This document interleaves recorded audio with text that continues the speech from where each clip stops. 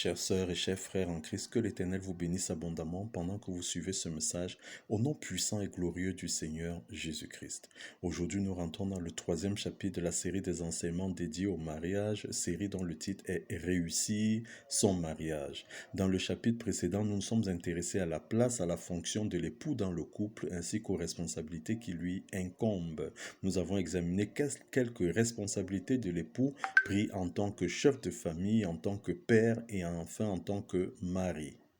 Selon l'apôtre Paul, l'alliance entre Christ et l'Église est le modèle de l'alliance du mariage chrétien. Ainsi, en s'adressant aux Éphésiens à propos des devoirs domestiques, il a dit ce qui suit: « Femmes, soyez soumises à vos maris comme au Seigneur, car le mari est le chef de la femme comme Christ est le chef de l'Église qui est son corps et dont il est le sauveur. Marie, aimez vos femmes comme Christ a aimé l'Église et s'est livré lui-même pour elle afin de la sanctifier par la parole après l'avoir purifié par le baptême d'eau, afin de faire paraître devant lui cette Église glorieuse, sans tache ni ride, ni rien de semblable, mais sainte et irrépréhensible. » C'est tiré de Éphésiens 5, versets 22 à 23 et versets 25 à 27.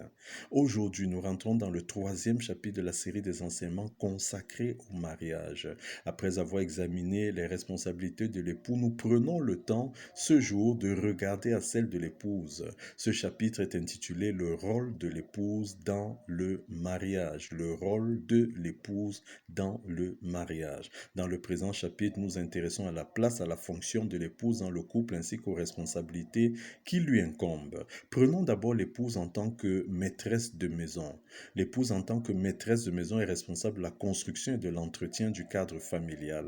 Les Écritures disent ce qui suit à propos de la femme vertueuse. C'est un peu long mais ça en vaut la peine. Qui peut trouver une femme vertueuse? Elle a bien plus de valeur que les perles. Le cœur de son mari a confiance en elle et les produits ne lui feront pas défaut. Elle lui fait du bien et non du mal tous les jours de sa vie. Elle se procure de la laine et du lin et travaille d'une main joyeuse. Elle est comme un navire marchand. Elle amène son pain de loin. Elle se lève lorsqu'il est encore nuit. Elle donne la nourriture à sa maison et l'attache à ses servantes. Elle pense à un champ et l'acquiert. Du fruit de son travail, elle plante une vigne. Elle scinde de force ses reins et elle affermit ses bras. Elle sent que ce qu'elle gagne est bon. Sa lampe ne s'éteint point pendant la nuit. Elle met la main à la quenouille, et ses doigts tiennent le fuseau. Elle tient la main du malheureux. Elle tend la main au malheureux, Elle tend la main à l'indigent. Elle ne craint pas la neige pour sa maison, car toute sa maison est vêtue de cramoisie. Elle se fait des couvertures. Elle a des vêtements de lin fin et de pourpre. Son mari est considéré aux portes lorsqu'il siège avec les anciens du pays. Elle fait des chemises et les vend. Elle livre des ceintures aux marchands. Elle est revêtue de force et de gloire. Elle se rit de l'avenir. Elle ouvre la bouche avec sagesse et des instructions aimables sont sur sa langue. Elle veille sur ce qui se passe dans sa maison. Elle ne mange pas le pain de la paresse. Ses fils se lèvent et la disent heureuse. Son mari se lève et lui donne des louanges. Plusieurs filles ont une conduite vertueuse, mais toi, tu les surpasses toutes. C'est tiré de Proverbe 31, versets 10 à 29. Les Écritures ajoutent ce qui suit: la femme sage bâtit sa maison, alors que la femme insensée la renverse de ses propres mains. C'est tiré de Proverbe 14 au verset 1. L'épouse, en tant que maîtresse de maison, construit, aménage le cadre de vie dans lequel la famille est amenée à évoluer. Avec l'aide éventuelle des personnels de maison dont elle coordonne les activités, elle transforme la maison d'habitation en un foyer, en un lieu de repos agréable pour tous ceux qui y vivent. Ainsi, la maison devient le lieu de repos du mari, le site où il se relaxe et prend des forces afin de ressortir pour affronter le monde extérieur. Deuxièmement, la femme, l'épouse, n'est-ce pas, en tant que maîtresse de maison, est responsable, n'est-ce pas, des contributions complémentaires aux charges du foyer conjugal. L'épouse, en tant que maîtresse de maison, contribue également aux charges du foyer conjugal. Les Écritures parlant de la femme vertueuse disent ce qui suit: Elle se procure de la laine et du lin et travaille d'une main joyeuse. Elle pense à un champ et l'acquiert du fruit de son travail et plante une vigne. Elle fait des chemises et les vend et livre des ceintures aux marchands. C'est tiré de Proverbes chapitre 31, versets 13, 16 et 24. Comme pour dire que l'épouse vertueuse est celle qui déborde de créativité pour générer des ressources qui lui permettent de contribuer également aux charges du foyer conjugal. Les Écritures nous apprennent que Dieu a investi des talents en chacun de nous, Matthieu 25, 14 à 30, et il nous appartient de les identifier, de les développer et de les rendre productifs.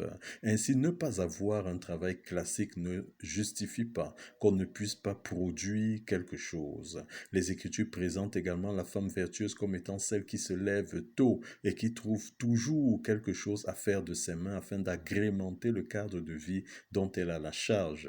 Dans le passage de Proverbe 31, verset 15, il est écrit « Elle se lève lorsqu'il est encore nuit, elle donne la nourriture à sa maison et l'attache aux servantes. » Troisième point, l'hospitalité. L'épouse, en tant que maîtresse de maison, se doit d'être hospitalière, accueillante. L'hospitalité se rapporte à cette disposition à accueillir, à bien recevoir des étrangers chez soi par charité, par libéralité ou amitié. Dans ce cas, des personnes à recevoir sont des gens en relation avec son mari et que ce dernier amène à la maison pour des raisons diverses. À ce propos, les Écritures nous apprennent que c'est l'hospitalité de Sarah, l'épouse d'Abraham, manifestée dans l'accueil et la réception de l'Éternel, apparue sous forme de 3 étrangers parmi les chaînes de Mamré, qui lui a permis de voir l'accomplissement de la promesse faite à Abraham concernant sa postérité. Genèse 18, versets 1 à 15. Il ne s'agit pas d'amener la demeure familiale à devenir une caverne ou une auberge espagnole, mais en toutes circonstances, l'épouse doit manifester ses bonnes dispositions d'accueil pour toute personne que son époux amènerait chez elle. Deuxièmement, regardons maintenant l'épouse en tant que mère. L'épouse en tant que mère est responsable de l'éducation des enfants, la première responsable. Les Écritures disent ce qui suit concernant justement l'éducation de ses enfants. Un fils sage fait la joie de son père et un fils insensé le chagrin de sa mère. Une autre version des Écritures parle de la honte de sa mère. C'est tiré de Proverbe 10 au verset 1. L'éducation des enfants selon les Écritures est une mission qui incombe principalement à l'épouse. Ainsi, l'épouse en tant que mère doit s'investir sans relâche pour assurer à sa progéniture, à la progéniture du couple, une bonne éducation sur tous les plans. Sur le plan académique, elle doit suivre jour après jour l'évolution des enfants et leurs résultats scolaires. Elle doit s'assurer que les enfants assimilent les leçons qui leur sont enseignées et qui sont capables de les restituer convenablement pendant les évaluations. Elle doit suivre les résultats scolaires des enfants. Elle doit entretenir des relations avec les enseignants pour suivre le comportement des enfants en milieu scolaire. Elle doit signaler le plus rapidement possible à son époux toute dérive pour qu'ensemble ils puissent prendre des décisions adéquates permettant de redresser la situation. Sur le plan de la vie courante, elle doit veiller à ce que les enfants acquièrent des valeurs et des principes et se développent dans la crainte de l'Éternel. Rappelons-nous que la crainte de l'Éternel est le commencement de la sagesse. Psaume 111 au verset 10, Proverbe 1 au verset 7. Elle doit mener ses enfants à se familiariser avec les Écritures et veiller à ce que leur vie reflète les prescriptions scripturales. Les Écritures disent ce qui suit: instruit l'enfant sur la voie qu'il doit suivre et quand il sera vieux, il ne s'en détournera pas. Proverbe 22 au verset 6. Sur le plan social, elle doit éduquer les enfants dans le respect des autres et s'assurer que les enfants aient de bonnes fréquentations. N'oublions pas que les mauvaises compagnies corrompent les bonnes mœurs. 1 Corinthiens 15 au verset 33. Elle doit également inculquer aux enfants la culture de l'effort, du travail dur pour bien les préparer à leur vie future. Souvenons-nous que l'Éternel bénit le travail de nos mains, Deutéronome 2 au verset 7, et que selon les Écritures, celui qui ne veut pas travailler n'a pas le droit de manger, 2 Thessaloniciens 3 au verset 10. Deuxième élément, le soutien spirituel de la famille. L'épouse en tant que mère a le devoir de soutenir spirituellement sa famille, c'est-à-dire son époux, leur progéniture et tous ceux qui sont sur leurs responsabilités. Le soutien spirituel peut être réalisé sous la forme de prières adressées à l'Éternel. L'épouse en tant que mère doit être à la brèche, c'est-à-dire intercéder pour sa famille auprès de l'Éternel.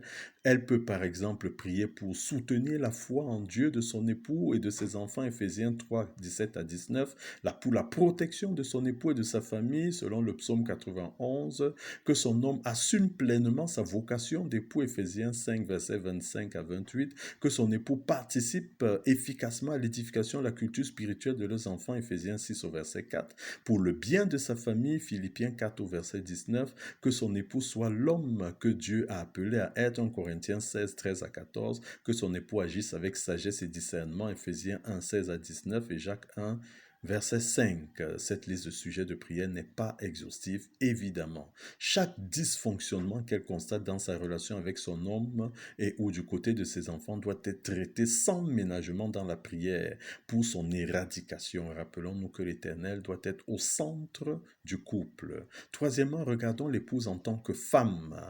Premièrement, la soumission à son mari. L'épouse en tant que femme doit être soumise à son mari, à l'image de Sarah qui était soumise à Abraham et l'appelait son Seigneur, 1 Pierre 3, verset 6.